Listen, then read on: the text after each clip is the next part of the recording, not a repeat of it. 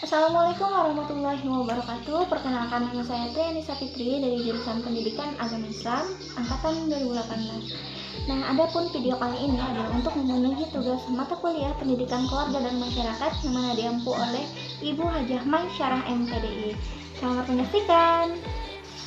Halo teman-teman. Nah, pembahasan kita kali ini adalah mengenai tujuan berkeluarga. Oke, setiap orang pasti ingin berkeluarga itu tujuannya adalah untuk membentuk satu keluarga yang sakinah, mawaddah, dan warahmah. Nah, tujuan berkeluarga juga di sini adalah untuk mendapatkan suatu keharmonisan di dalam keluarga, keluarga yang bahagia, keluarga yang sejahtera lahir dan batin, serta di dalam keluarga itu dapat mendapatkan ketenangan dan ketentraman. Dan yang lebih pentingnya, berkeluarga di sini adalah untuk beribadah kepada Allah. Nah, dasar-dasar Al-Quran dan hadis anjuran berkeluarga itu salah satunya adalah untuk beribadah kepada Allah. Karena dengan terjadinya suatu pernikahan ini maka dipandang di dalam Islam untuk menyempurnakan ibadah seseorang. Sebagaimana hadis Rasulullah SAW yang berbunyi, barang siapa yang menikah maka ia telah menyempurnakan separuh ibadahnya atau agamanya. Maka hendaklah ia bertakwa kepada Allah Subhanahu wa Ta'ala dan memelihara yang sebagiannya lagi. Hadis riwayat Tabrani dan Hakim. Nah, lalu yang kedua yaitu tentang kewajiban orang tua dalam mendidik, memenuhi ekonomi dan kesehatan keluarga. Oke, ini yang perlu diperhatikan oleh setiap orang tua. Bahwasanya kewajiban orang tua adalah mendidik anak-anaknya. Karena orang tua di sini memiliki peran yang sangat penting dalam tumbuh kembang seorang anak. Oke, karena orang tua yang pertama kali ditemui anak di dalam keluarga, maka kewajibannya ialah mendidik anak itu agar dapat bermanfaat bagi orang banyak, agar dapat menjadi anak-anak yang soleh dan soleha, serta anak yang selalu bertata krama yang baik, baik itu di kalangan keluarga maupun di masyarakat.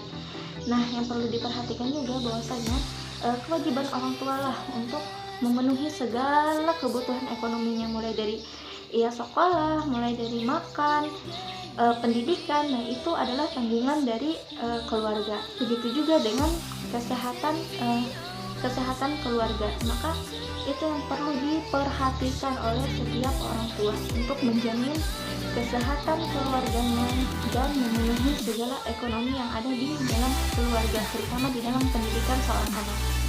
Nah, yang ketiga yaitu kebiasaan yang perlu ditanamkan orang tua kepada anak, baik itu di kalangan keluarga maupun di kalangan masyarakat. Yang pertama yaitu mengajarkan tentang apa yang diharamkan dan apa yang dihalalkan. Nah, karena ini sangat berpengaruh sekali terhadap tumbuh kembang anak ketika ia besar nanti. Dan ini pasti akan ditemui oleh anak, apa yang diharamkan dan apa yang dihalalkan.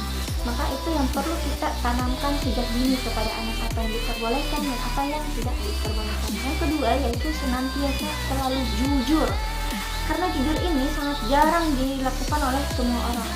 Nah, kejujuran ini sangat penting yang harus kita tanamkan pada diri anak, karena itu akan berpengaruh ketika ia sudah besar nanti.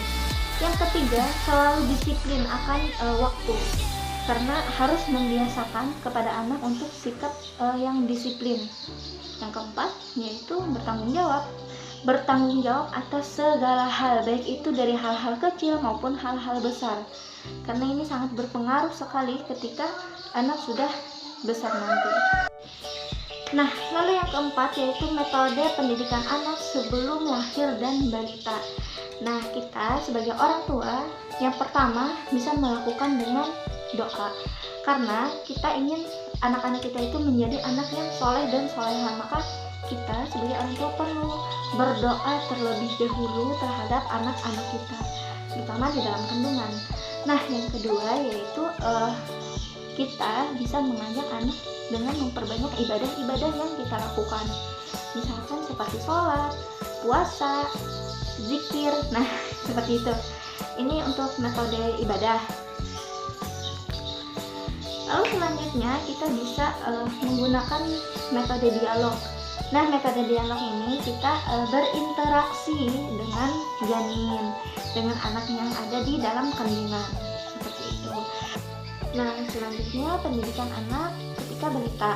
Biasanya di sini dilakukan dengan metode pembiasaan atau keteladanan, karena anak itu akan melihat apa yang dilakukan oleh orang-orang sekitarnya.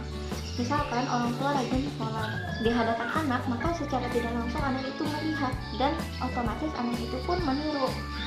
Itu biasa yang saya lakukan, karena di tempat saya juga ada anak-anak balita, maka ketika ia melihat orang-orang sekitarnya sholat, maka ia pun akan ikut sholat. Maka kita bisa menggunakan metode-metode pembiasaan atau keteladanan.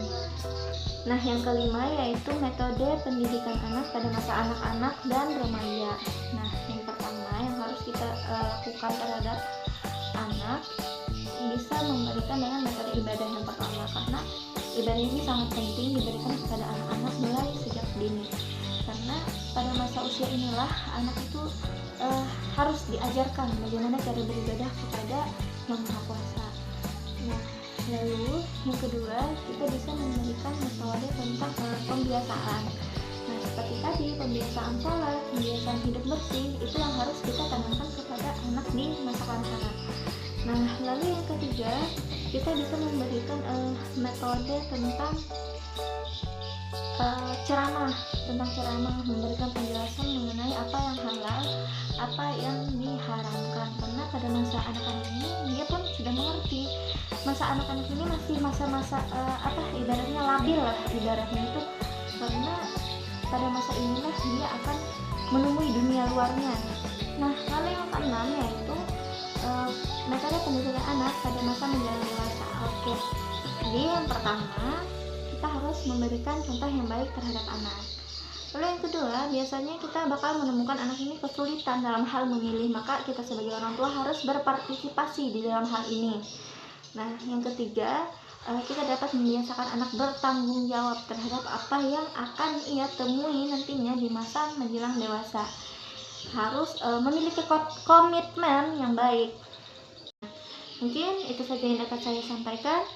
Salah hilapnya saya mohon maaf. Wabillahi taufiq wal hidayah. Wassalamualaikum warahmatullahi wabarakatuh. Terima kasih telah menonton sampai selesai.